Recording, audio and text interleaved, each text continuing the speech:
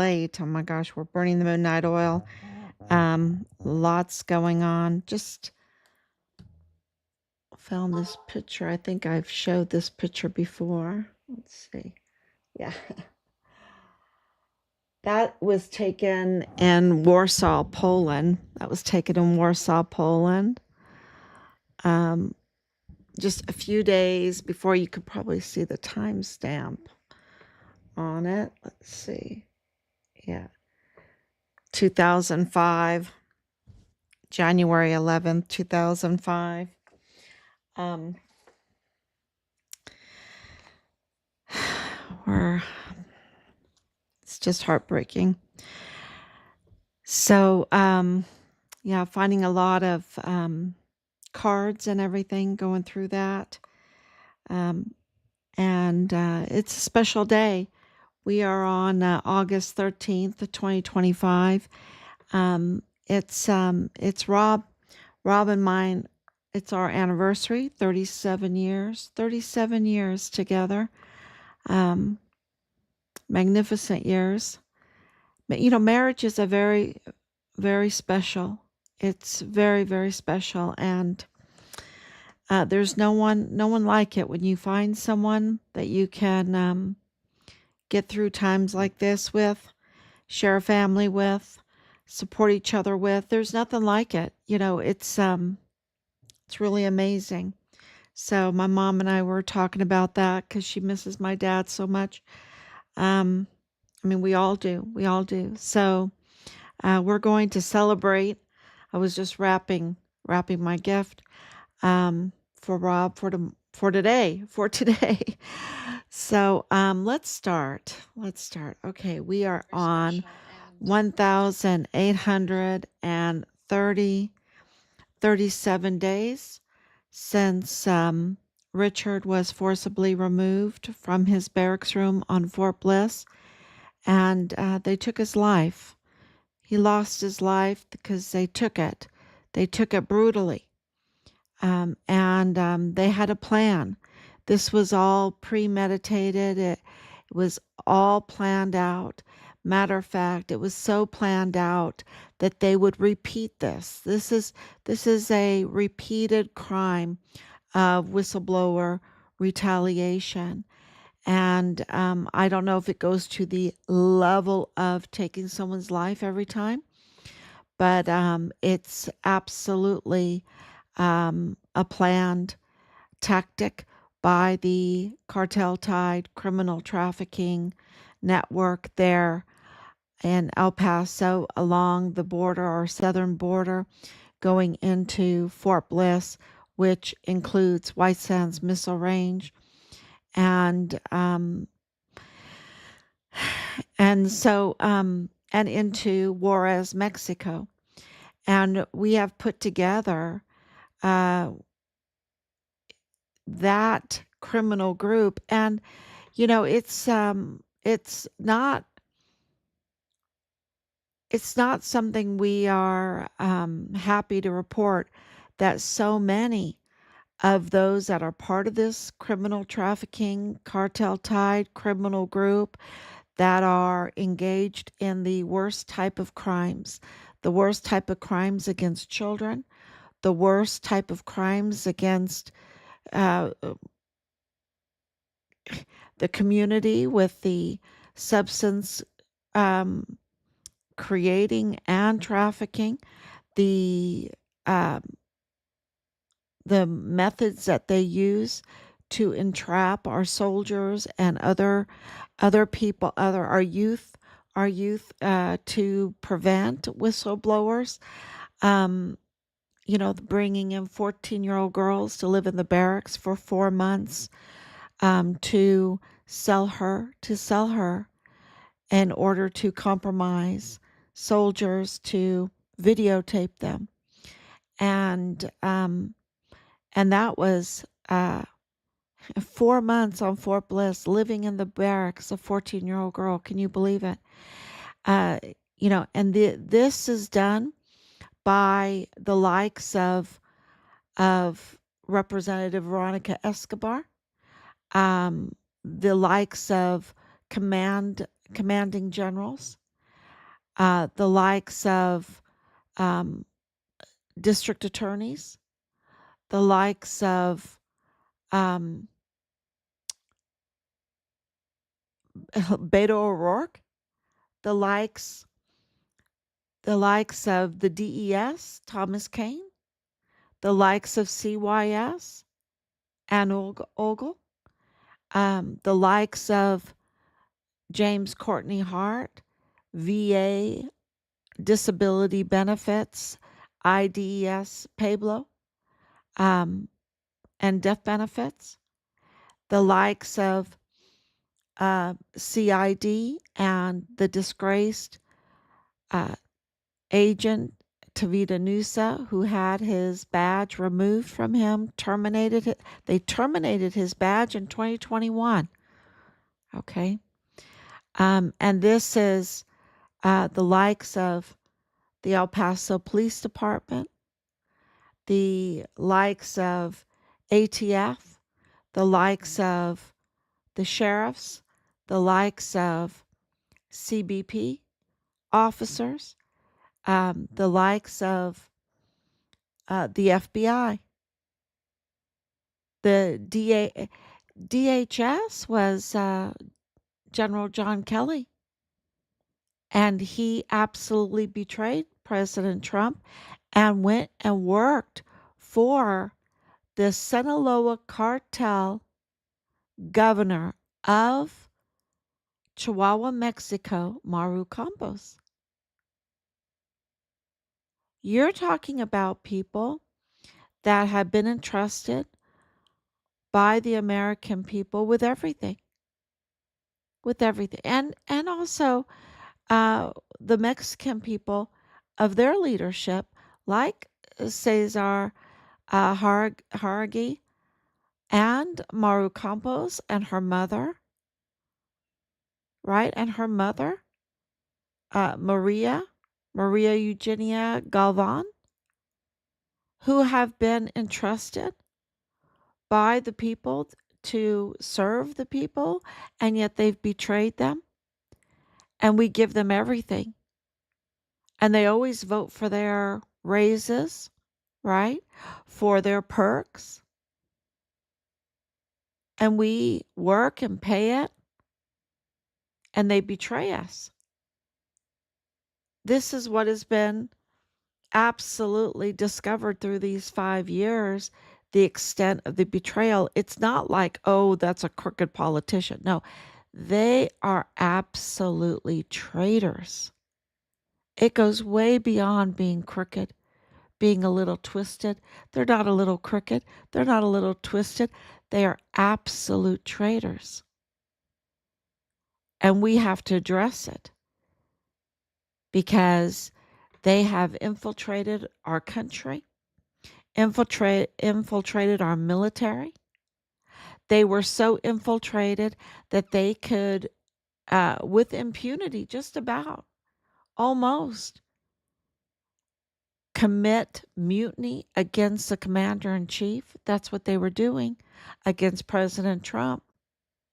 To weaponize the Department of Justice against President Trump, to weaponize the agencies against him.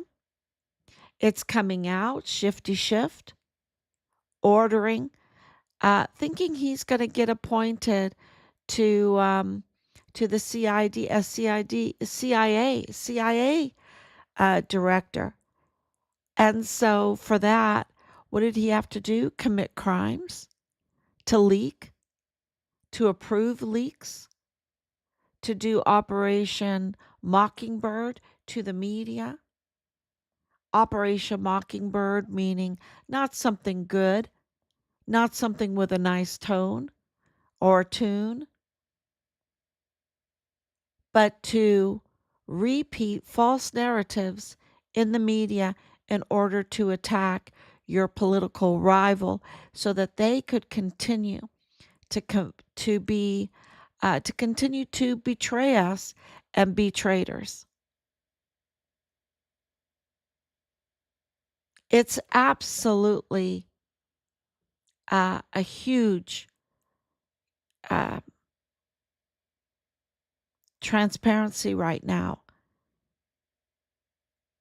Because when Richard went missing and we knew that his life had been taken from him, and we were investigating and collecting the information and also reporting what the atmosphere was like, what the tone was like with the meetings, during the meetings with the command generals, with the retaliation we were getting, the lack of transparency from Richard's unit, the lack of being able to meet with them, um, and not wanting to be pushy or anything like that, because we've always been go Army and very respectful.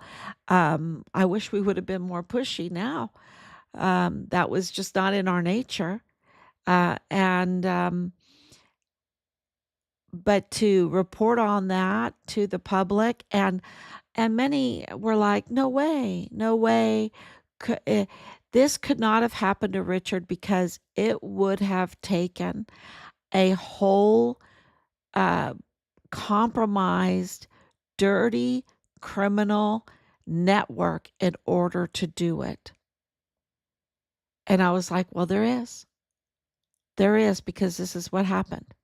And if that's what it takes and that's what is there. And many would say, no way, no way. The oversight, all the checks and balances. But I'm reporting to you today because at the highest levels, you can see that the agencies were absolutely infiltrated, and they were being abused, and they were being weaponized against President Trump and against any whistleblower. Any whistleblower and his allies that stood strong for him. And one of those was our son, Richard Halliday, the Fort Bliss whistleblower soldier, who was reporting the criminal trafficking along the El Paso borderland and into Fort Bliss and across now over into Juarez. We know that the network included Juarez, or Juarez network included El Paso. And that from the beginning, we said the common denominator were Mormons. Were Mormons. And it seemed to us that the Mormons, thank you so much for coming on. Thank you, Anicia. Thank you for the anniversary wishes. Hello, everyone. I was once suffering from cancer for years. Oh, I'm going to hide that. Okay. And now we know that it was 15 plus, 20, 23 plus El Paso infiltration into the agencies. And some of them went all the way up to like Mealy, right? To the federal government. And we know now that that was absolutely possible because of Shifty Shift, because of Obama, because of Hillary Clinton. And we know, I can tell you right now, it includes Lindsey Graham. I can tell you that it affected Ted Cruz, because Christine Wormuth, the Secretary of the Army at the time, who was a much lower rank than a sitting senator, just really gave the finger. Not actually, but really just told him to pound sand to Ted Cruz. And you can only do something like that if you have a bigger stick, right? You have somebody that is protecting you, some other, big giant behind you.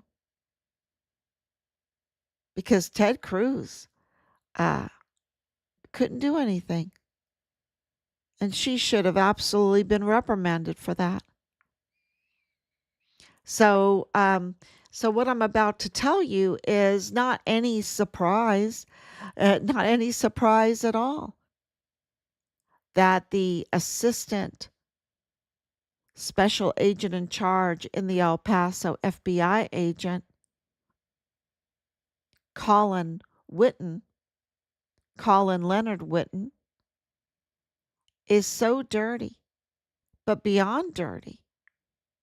He's a traitor. And he's Mormon.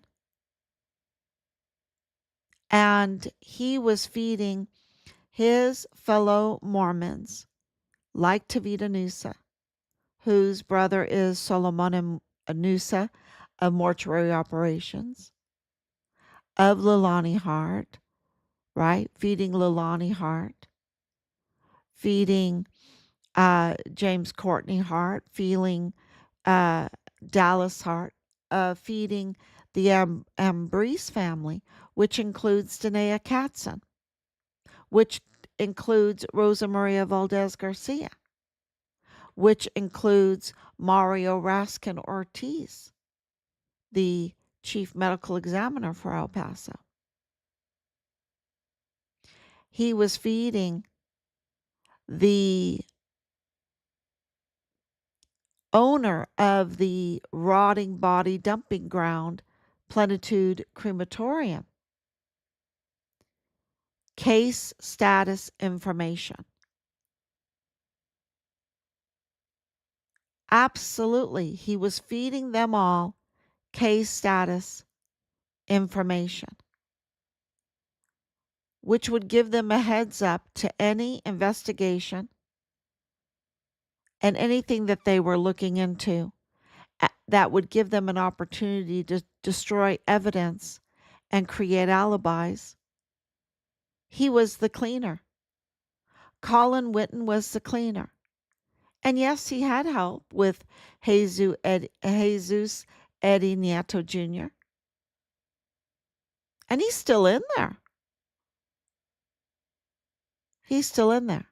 And yes, he had help with Michael Maiella Jr. Yes, he had help being a traitor, committing treason with George Torres. He is the assistant special agent in charge for the El Paso FBI office. He's a big cat. And so to think about, and I even have uh, more memes that I want to put out that we've been working on with Sanchez, Director Sanchez of the DPS, right? But when and that's a big fish. That's a big fish being compromised with a honeypot trap, because she's up to no good, y'all, and she absolutely has motive to be a honeypot trap. Danielle Naragari. So Naragari, however you pronounce her name. So it really, this Colin Whetten, it is a very big deal, y'all. It really is, and it's just cracking the case even more than what it's already cracked open. And I want to also address this letter from President Trump. Now, you have to know that before Ted Cruz wrote us a letter, he already knew the answers to what was in the letter. Okay? He already knew the answers. And, it tells you that at least he wrote a letter, right? At least he wrote a letter. But he already knew the answers. And so President Trump knows about this case inside and outside. He knows more than what we know because the owners of the Plenitude crematorium with the rotting bodies that the media is reporting that the furnace was broken, um or unoperable inoperable since 2022. But we have information that they fired that up June 26th. They fire after the brother got arrested, they fired it up and they started burning, and they started burning nonstop. They left over 400 bodies there, and it's still counting because they're still finding bones, right? Um, they left the bodies there to rot for years and years for rats to chew through them, these victims. It's sacrilege against Corpus Christi. But when it came to their own skin, they fired up the furnace to burn evidence. And it tells you how colluded, um, how tied they are to Cesar Haragi, to um, Governor Mauro Campos, to the mother, to the funeral cartel criminal trafficking network. They're very tied. They were allowed to burn evidence. And, here you have the FBI looking for Richard in Juarez, Mexico. That's been confirmed over and over again. And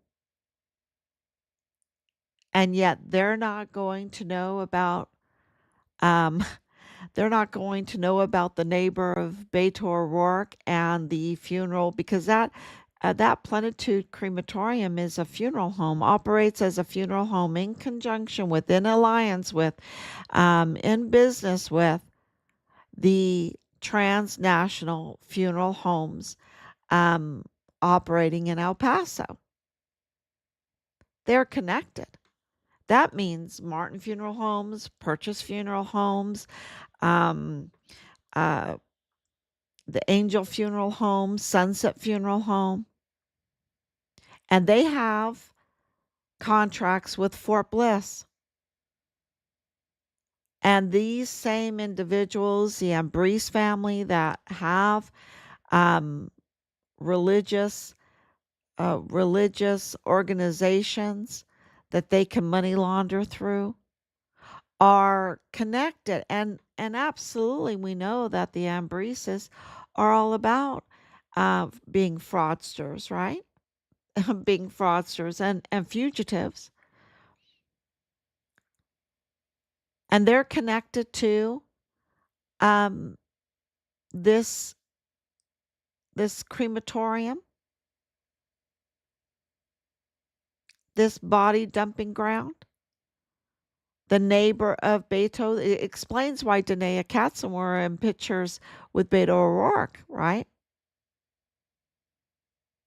Because they're working together. And you have the neighbor of Beto O'Rourke living high on the hog, millions of dollars, y'all. But he's from Juarez, and his business is in Juarez. But he has lots of business in El Paso too. But they choose to live in El Paso. But their allegiance is to the criminal trafficking, the greed, the greed. And it seems to be the Mormon community. The Mormon community went down a very slippery slope there. They spiraled down into the darkest area where there's gnashing of teeth, cries for help, because they're involved in this big time with the criminal trafficking of hundreds of thousands of children, of substances, of the weapons, of the all kinds of equipment and car parts and all kinds of stuff, all kinds of parts and ammunition, big time ammunition. And of course, the fraud surrounding the funeral homes and exploiting death and the remains of the people that they're supposed to be serving. They exploit them, give them mortar dust in their urns, right? In their urns, and advertise that they care so much. But behind the scenes, in reality, it's quite the opposite. They are absolutely um, hell on earth, right? They're absolutely um, the worst of the worst.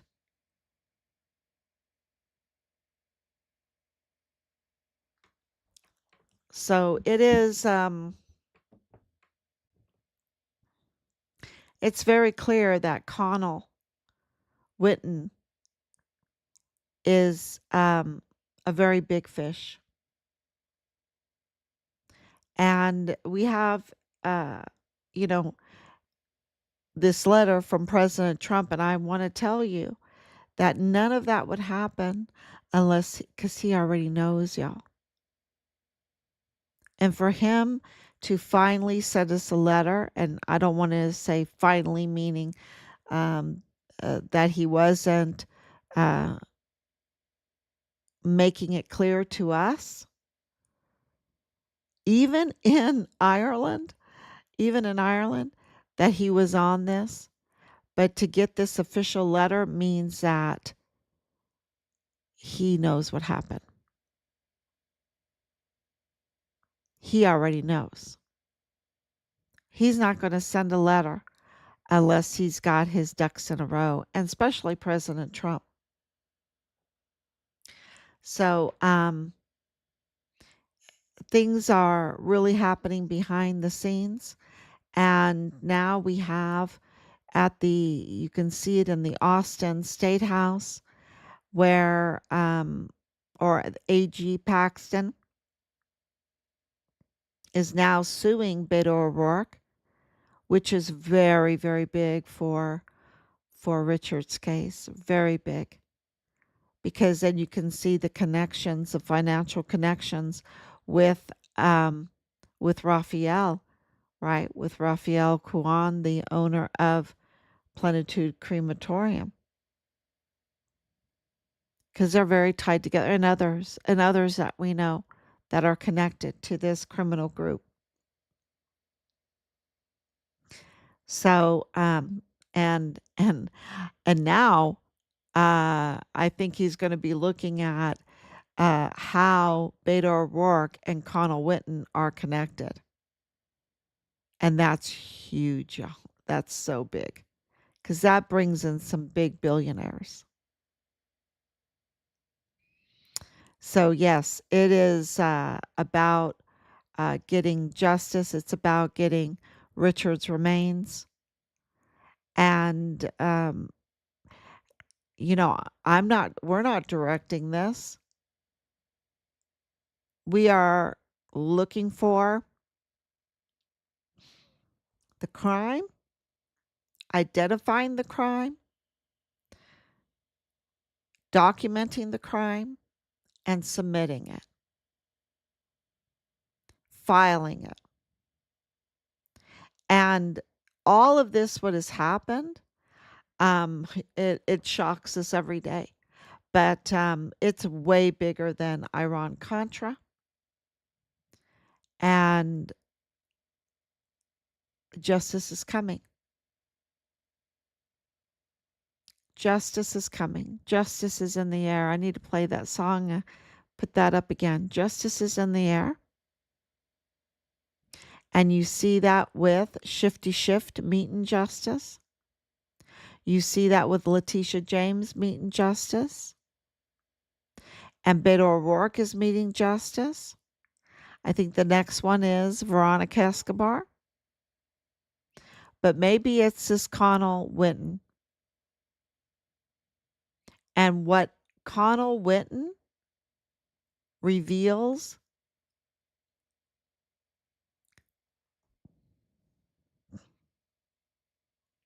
a criminal trafficking network by a religious organization driving it. Yeah. So then I also was working on the discrepancies of the cars in the Walmart parking lot. So we had forensics look at that. It is just impossible. That footage that we have been given by the DHS has been tampered with 100% because there's just so many irregularities in it, so many different vehicles, the swapping out of the vehicles, and Patrick Crusius driving off. They said that he waited in his car. No way he didn't, because he changes parking spots. So where did he go? Where did he go during that time? So there's a lot of and I hope that you watch that video, and you can go frame by frame like we did and see the manipulation. See the manipulation. Now, some of those images are overlays just so that you can see the manipulations.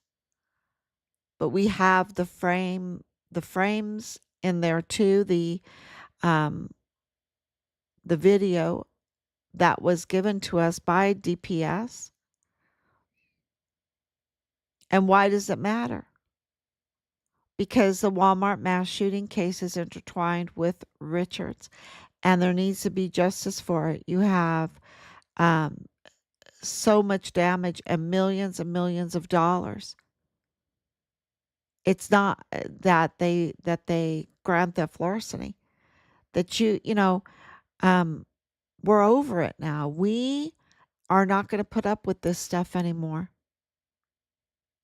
They've gotten away with this for so long, and now they have escalated it, and people can barely live because of the property taxes, the paying for all of this, um, this fraud, for all of this fraud.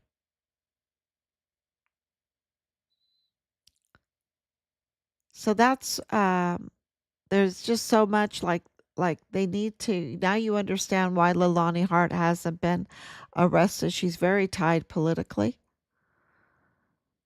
but she absolutely needs to be arrested. They, and that's coming. So feeding case status information to the Hart family and Tavita Nuusa and Solomona Nuusa, and of course Mario Raskin Ortiz and all the others that are involved in this. It was absolutely started with Richard, then became the Walmart mass shooting, and then they had to end Richard's life.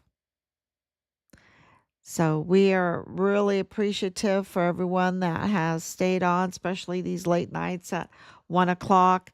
Hopefully can get on earlier tomorrow to talk about in a fresher time to talk about everything that's going on behind the scenes, which is huge. And that's why it takes us so long to get on at night. But tomorrow, well, today is our anniversary. Um, and we will thank God for bringing us together. It is very special, and I'm forever grateful to have my husband, Robert Halliday. So he's a hero, y'all. He's a hero along with Richard, a total hero.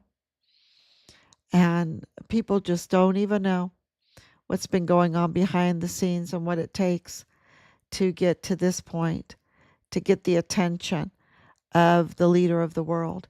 You know, getting that letter from President Trump, it was a letter from the leader of the world. Of course, under God. Of course, Jesus Christ is Lord. I have it behind me every day. Pray it every day. But President Trump is the leader of the world.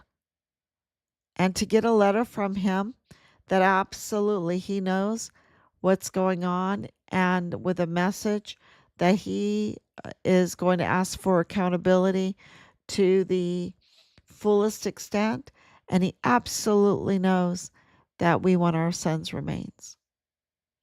So this is a really very, very powerful week, and we thank everyone for staying with us to see justice come in where justice has been avoided for so long. But justice is going to be front and center, and getting the letter from President Trump means that includes Richard Halliday. He's going to get justice. So thank you so much. God bless you, and I will be back